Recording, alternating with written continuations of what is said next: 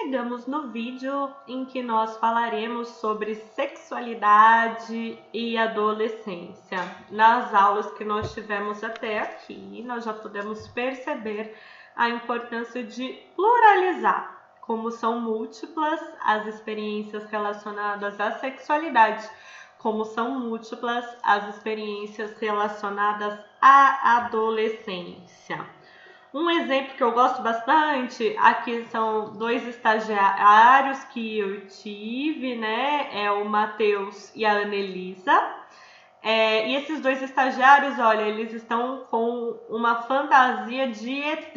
E nos nossos estágios com adolescentes, a gente costuma fazer essa atividade. Eu trouxe essa foto para vocês imaginarem como é essa atividade.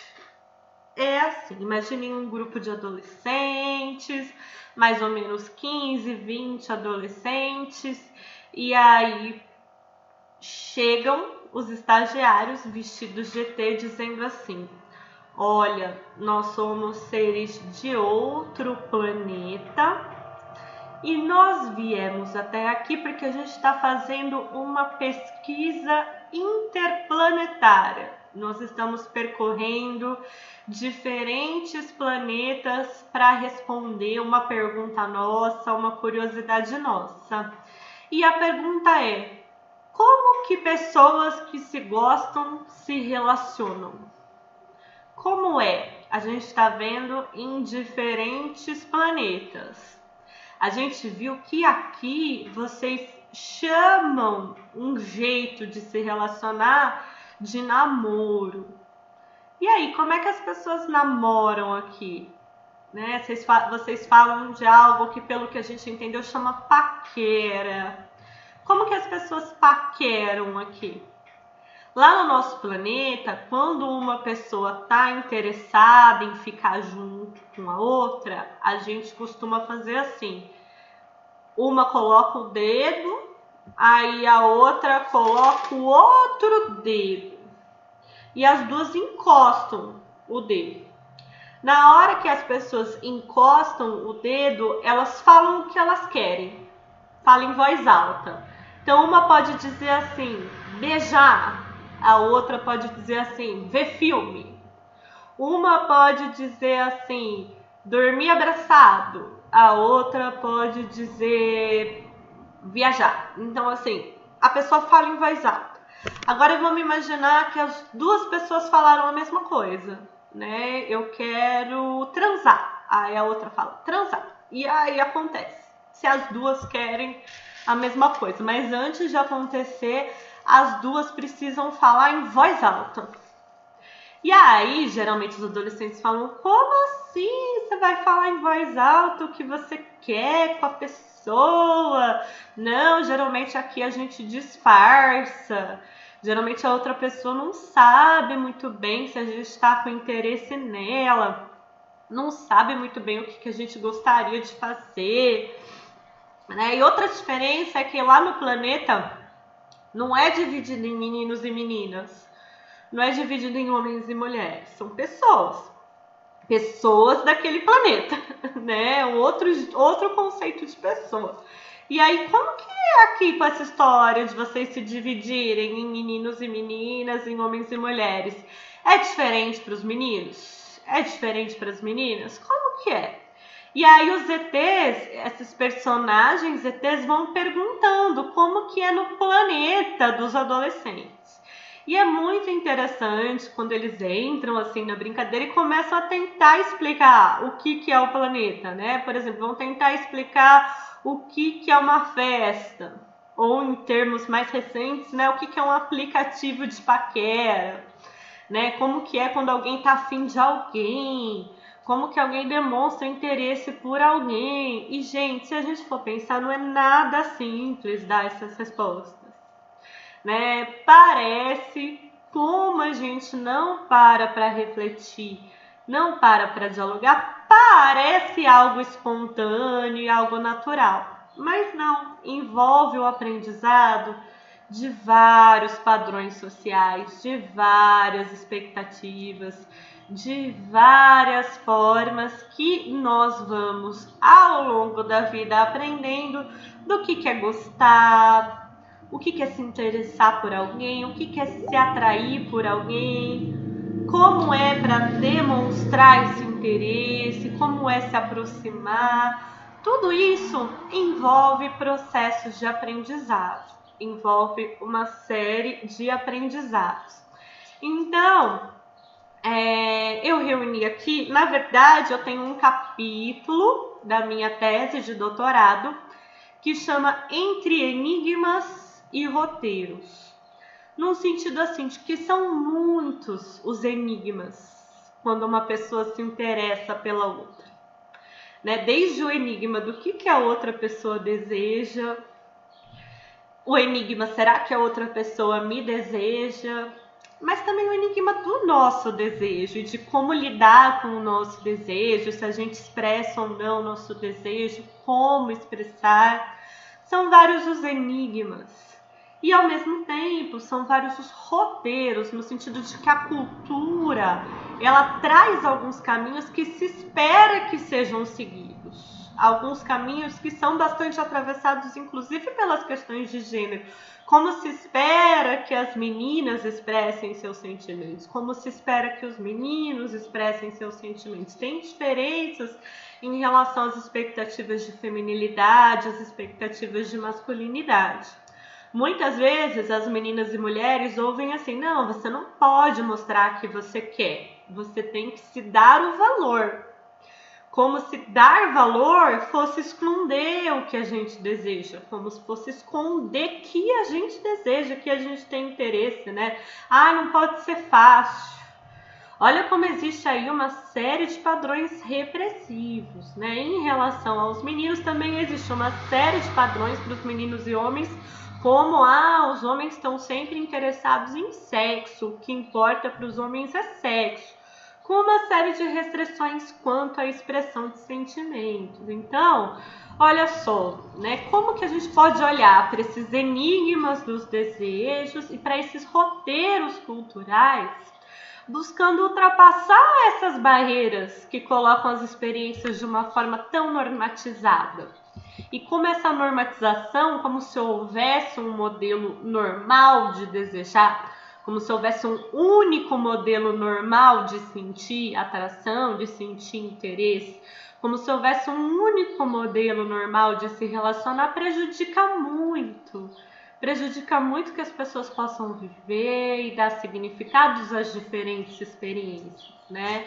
Então, nesse capítulo que chama Entre Enigmas e Roteiros, eu vou contando algumas questões que dá pra gente fazer nessa brincadeira do ET, nesse jogo de como que você explicaria para um ser de outro planeta sobre algumas questões, né? Quem participou do Meet hoje, eu fiz algumas dessas questões para a gente conversar, né?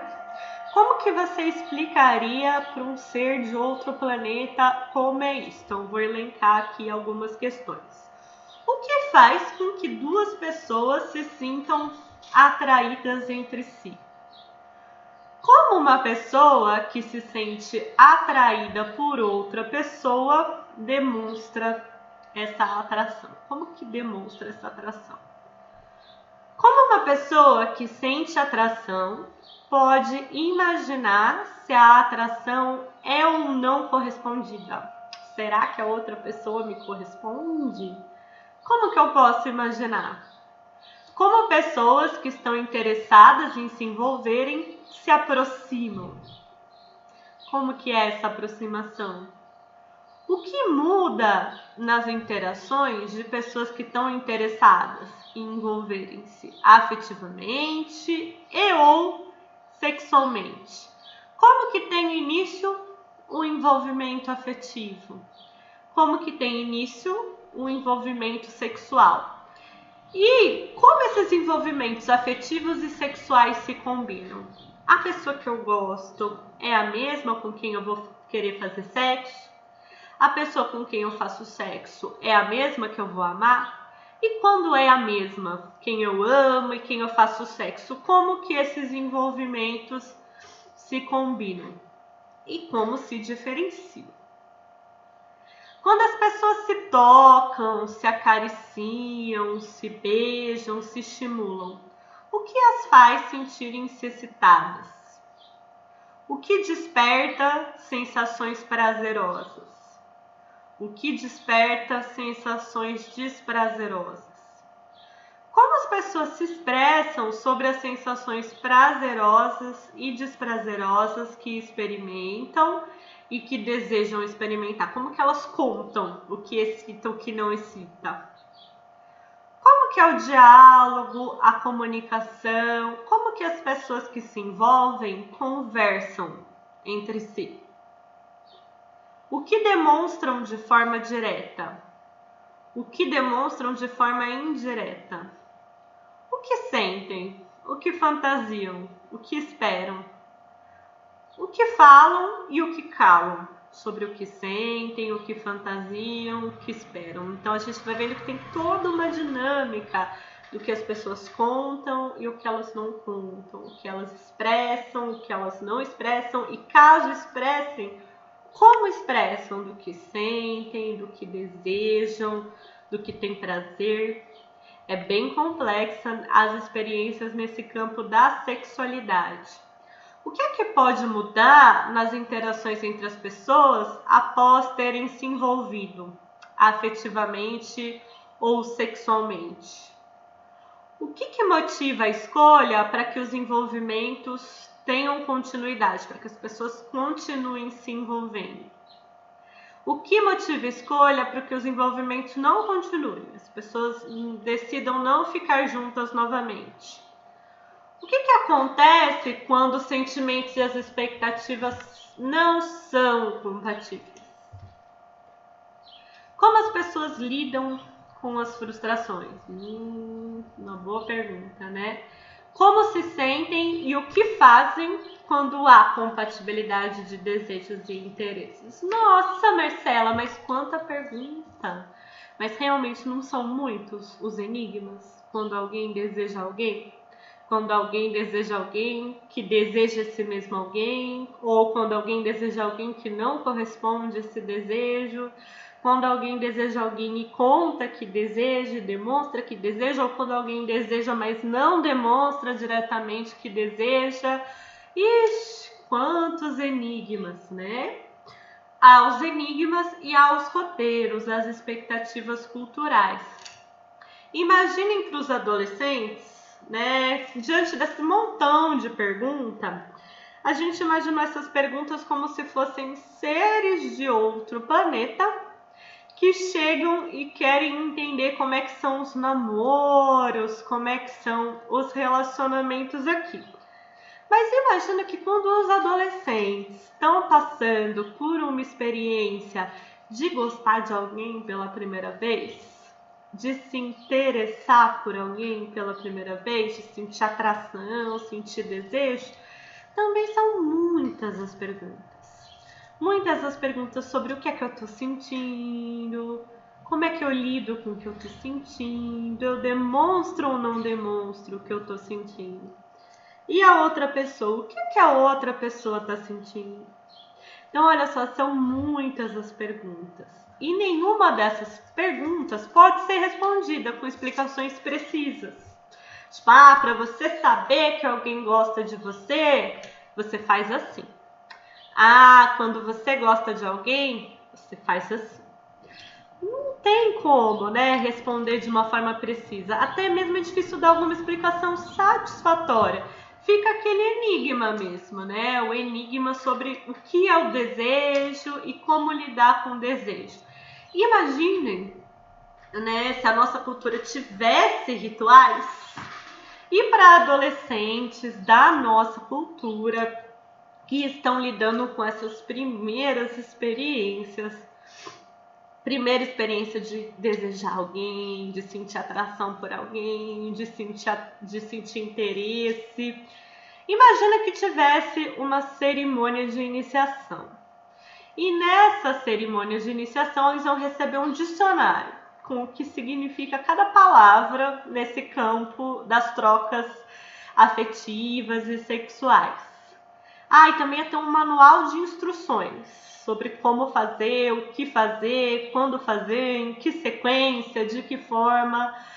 Imagina que eles iam receber também um mapa, né, mostrando mais ou menos as regiões ali do corpo, com indicações de quais lugares estimular, de quais lugares as sensações podem ser experimentadas. Imagina se tivesse um detector, tipo, faz bip, bip, bip, se a pessoa tá afim de você, esse detector apita. Imagina que tivesse um controle remoto, que dá para você pausar, dá para você voltar, dá para você ir para frente, dá para você... Imagina se a gente pudesse ter algum controle dessa situação, se a gente pudesse ter instrumentos para lidar com esses enigmas, né? Imagina só, antes de você se envolver com alguém pela primeira vez, você tem esse combo. Vem um dicionário, um manual de instruções, um mapa, um detector e um controle. E aí, como é que a gente ia se sentir? Pois é, né? Mas não é assim que acontece. Eu vou ler esse trechinho de um livro que chama O Paradoxo Amoroso, do Pascal Bruckner, que traz justamente como o início das nossas experiências afetivas e sexuais é enigmático. E não tem respostas fáceis, não tem respostas prontas, não tem receita, não tem manual de instrução. O Pascal Bruckner diz assim: começamos nossa carreira amorosa sem chaves nem regras do jogo, com migalhas de informação, catadas aqui ou ali. Não dominamos os códigos desse universo fabuloso. E, se por acaso um dia os dominarmos, eles mudam na mesma hora, né? Não é porque nós somos adolescentes que as experiências afetivas e sexuais são enigmáticas e surpreendentes. É porque nós somos humanos. No aprendizado mais cotidiano do mundo, dou-me conta de que nem sempre sou desejado por quem eu desejo e amado por quem amo. Agradar é tão inexplicável quanto desagradar. Por que certos seres se apegam em nós, enquanto outros mal se dignam a nos considerar? Pois é, né, gente? Olha como a questão das nossas experiências amorosas, nossas experiências de prazer, de desejo, nossas experiências afetivas e sexuais é enigmático. Mas como o título mostra, né, não são só enigmas, mas tem também os roteiros.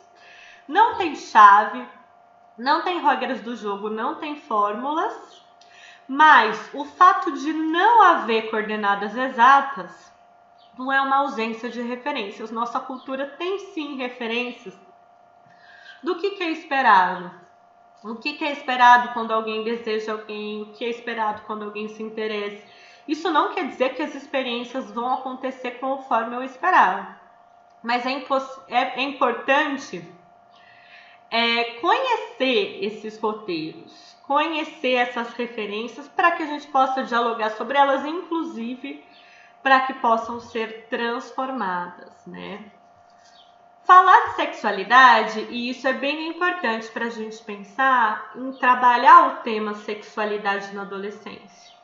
Falar sobre sexualidade é lembrar que nós aprendemos sobre a sexualidade ao longo de toda a vida. O processo de educação sexual envolve esse aprendizado contínuo de concepções, significados, valores e atitudes. Acontece ao longo de toda a vida. Mas às vezes a gente fala sobre a sexualidade e parece que é algo espontâneo, impulsivo, que brota naturalmente. Não. Os modos como agimos ou não agimos quando desejamos alguém não são puramente impulsivos, nem espontâneos, nem improvisados.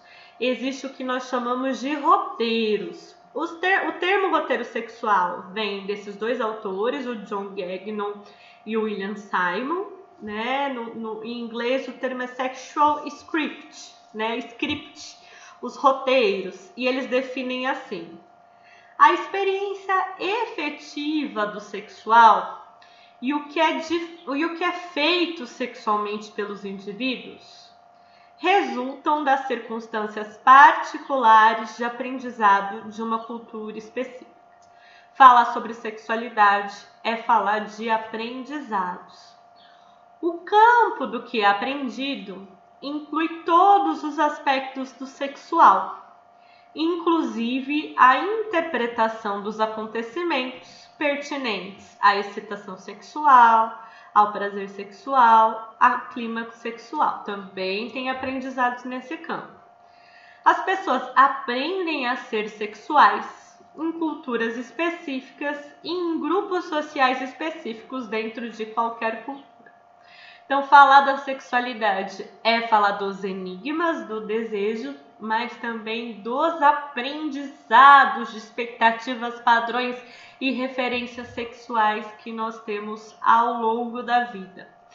Fazem parte desses roteiros sexuais os aprendizados sobre como que as experiências elas são imaginadas, como que essas experiências são relatadas, como é que a gente conta, narra das experiências que são vividas, como que as experiências acontecem, como que as experiências são recordadas quando a gente lembra de situações afetivas e sexuais que nós vivemos, como que elas são recordadas. Então, quem, o que, onde, quando, como, porque, como que a gente conta as histórias relacionadas à sexualidade? Como que a gente relata essas histórias? Isso envolve pensar nesses roteiros.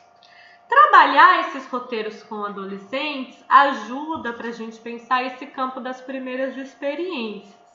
Né? Como escutar sobre as experiências dessas trajetórias, que nós chamamos de trajetórias afetivas e sexuais.